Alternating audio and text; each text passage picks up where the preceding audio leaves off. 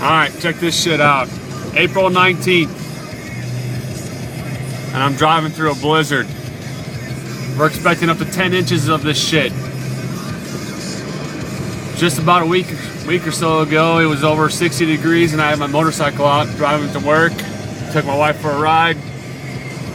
Feeling pretty good that spring was here.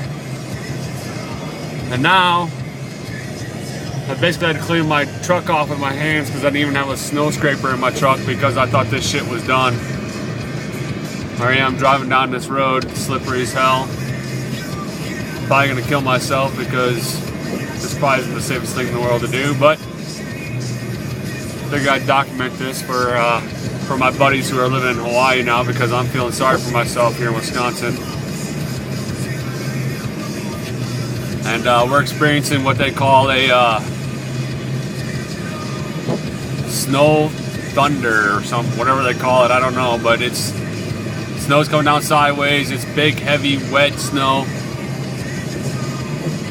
and it's thundering and lightning out. It's 5 o'clock in the evening.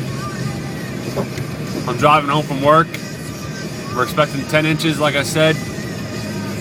And I gotta get up at 1 o'clock in the morning so I can take a cadet down to Chicago. We're leaving at 2 in the morning so we can be there by 06. And of course, he decides to drop a spring blizzard on our asses. Man,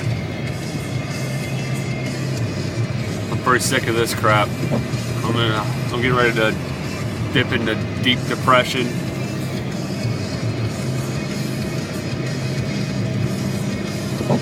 Yeah, I'm ready to go back to Hawaii where 75, 80 degrees every day.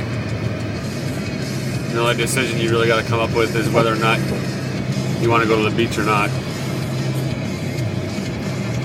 Well, I'm going to put the camera away so I don't kill myself. It's getting a little slippery.